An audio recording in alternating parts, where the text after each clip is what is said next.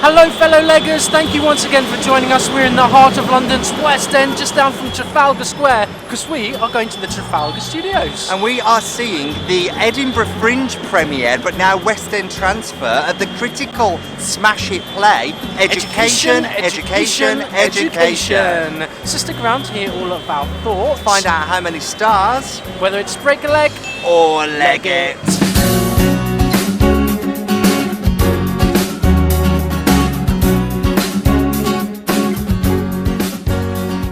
First and foremost, we must say a huge thank you to SALT, Society of London Theatre, for gifting us these tickets today.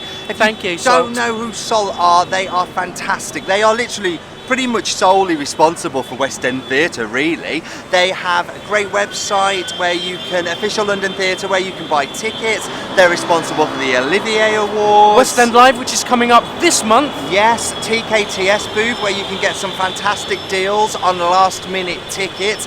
Kids Week, Get Into London Theatre Week, check them out, they are fantastic. Thank you for sending us to this. Thank you. So what do we need to know about this? Education. Well, picture it, guys. It's May 1997. New Labour have just won the general election and Tony Blair is about to stroll into Downing Street for the very first time. The Spice Girls have just had their third #1 hit single. Princess Diana is still with us and the UK has won Eurovision. Something we've not managed to do in the 22 years since that What a point. change since then. Well, theatre company, the Wardrobe Ensemble, are taking us back to that time where hopes were high and life worth living. They've set this piece in the secondary school where both playground and staff room politics are rife. Okay. Now, the writers of this show also perform the piece, which is directed by Jesse Jones and Helena Middleton, and has transferred from a successful run at the 2017 Edinburgh Fringe here to the Trafalgar Studios for a limited time only. Wow, so it was around a couple of years ago, and now it's back here. It is indeed, and it runs at a snappy 75 minutes straight through. Music to my ears, So love the- it when a piece is snappy. No 30-second interval breakdown, but stick around to the end where we tell you how many stars. And you get to hear all of our thoughts. Come to the end of Education. That was quite zippy. Yeah. Moved through 75 minutes. How did you find it, Leggy Simon? I really loved it. I mean, it's the ultimate 90s nostalgia trip.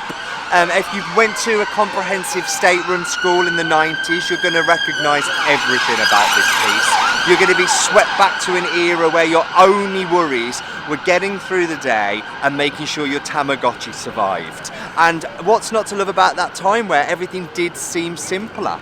Do you think it's niche? Do you think it's too niche, or do you think it has appeal? I think Controversial. Yeah. It's a bit of a history lesson. Scary, right? maybe, and For that's when we younger sat down. generations? When we sat down, and there were younger people in the audience, and I said, "Oh, there's quite a lot of young people here." You said, "Well, it's a history lesson for them," and I've got to say that thought is completely depressing.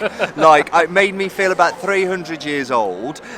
But yeah, I do think maybe some people are going to get more from this. I think, as someone that went to school at that time and was in high school in 1997, I think I came at it with the perspective that was quite relevant. And I think even my father, like someone that put a child through that time as well. Who lived through those? Yeah, that well, period? would probably get it. Yeah. Maybe an older generation at the other extreme might feel a little bit alienated by it, but hey, we all voted Tony Blair in, right? We all, politically, we were all at, I wasn't old enough to vote, but if you were, you did.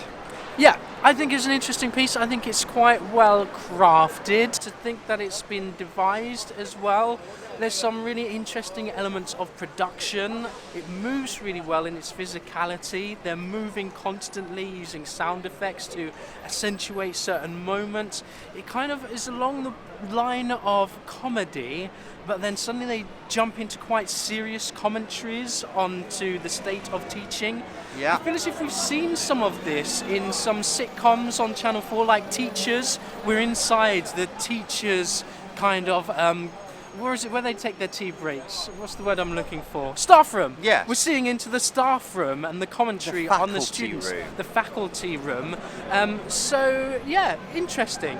But nothing original is what you're saying, right? Like I feel as if so I've much seen you've some of seen this it recently. before. Okay. But being told in a different way and I- being told on stage, I think which what is always this interesting. is actually it's almost sliding a political agenda under the door in a lot of ways, because it's very humorous, but actually it's got a massive amount of message to say about how the Tory party may well have killed education with austerity measures. I mean, I'm just putting that out there as a viewpoint. These schools that were thriving and had a huge amount of money invested in them during the Labour era were suddenly, under the Tories, turned into academies and had to fight for private funding. We're asking parents to send children to school with toilet rolls because they couldn't afford them. And it's a sad, sorry state of affairs. As parents that have children in the education system now, it's sort of one of those things, don't it always seem to go that you don't know what you've got till it's gone. The things that we took for granted, unfortunately, are a thing of the past now. And as a result, I just thought he was massively politically charged and actually quite leftist. I guess it is quite knowing because it's going back in time, so it can make comments on what's going to happen in the future in quite a knowing way. Yeah. And there's a lot of commentary along those lines. Let's talk about some of the cast then, if you like. I thought that the cast were fantastically talented. Cast of 7. Yeah, they owned it. They play at least 2 characters each. There's the energy they have to kind of keep up to tell this story in such a dynamic way, bringing in dance, bringing in sort of sudden sad monologue moments, and then high comedy. Real range here, I absolutely think, but delivered really well. James Newton as Tobias, the German, on the first day on the job.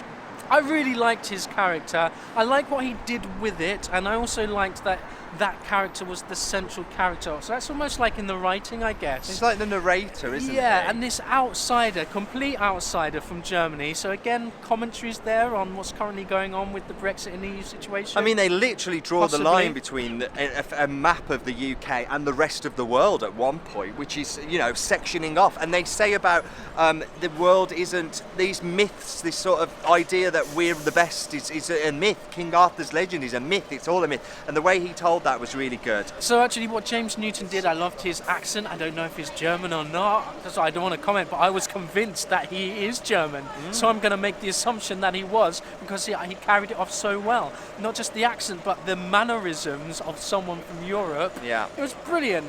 And that kind of European humour. I also love Jessie Meadows as Sue Belltop Doyle.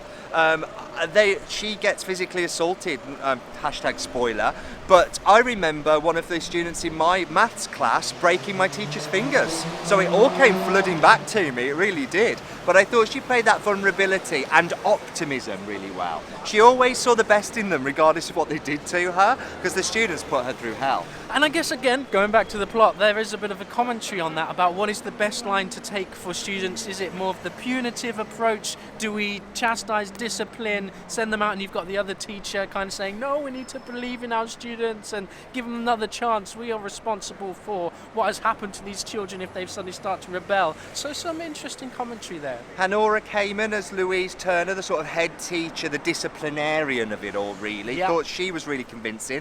Loved Emily Greenslade, who played the character Emily Greenslade, who maybe, I mean, a lot of this, because it's devised, they were drawing on their own experiences. so, yeah. Maybe she was like that at school. And I think the pictures they had up, they showed at times projected onto the back wall of the set were younger pupils, and I think it was younger versions of themselves. Yeah, absolutely. Well, there we go. Also love Tom England as Hugh Mills, this sort of bumbling, a bit of an oaf. I think we all had a teacher that was always full of the zest of life, yet no one took him seriously. Did you have a teacher like that? I think so, yes. He again, he's the one that believed in the students. He thought, no, we can't take this harsh line with the students. And he sold that really well. Yeah, absolutely. Believing in the best of the pupils. So, shall we wrap it up?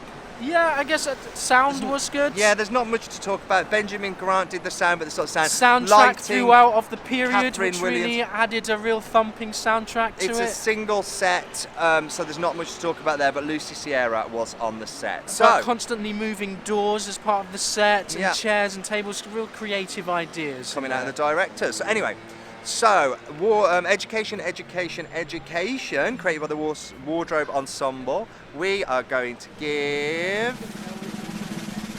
3. 3 stars for this piece. It's a fine night out. Like I say, there's a bit of an originality about a lot of the stuff because we've heard it said in different guises before. Told in a fairly dynamic way. political but not down your throat, enjoyable but not outstanding. Not must try harder, a little bit better than that. No, it was good. It was pleasant, interesting story, interesting way of selling it. It just didn't quite go beyond the wow. It was just good. It was like, okay, nice observations, nice performances, and nice to hark back to that time. But the nostalgia in there. But what we did get was a free Tamagotchi. A Tamagotchi. The little leggers are going to be like, what is this? Yeah, we're like, this? why is it not a colour screen? What's this? But yeah, I'm looking forward to talking to them all about these when we get home. But you know what? That's just what we think. What do you think? Let us know if you've seen this. It's been around for a while. Did you catch it originally up in Edinburgh? I imagine it would have been quite a different experience. Seeing it in a real small, intimate venue where you're right on top of everything. Yeah. It would really pack to punch. So interesting to know what your thoughts were then. Yeah, and check out Society of London Theatre for all things West End. There you go, two guys. We're just the breaker leggers. And we'll catch you again soon. Bye.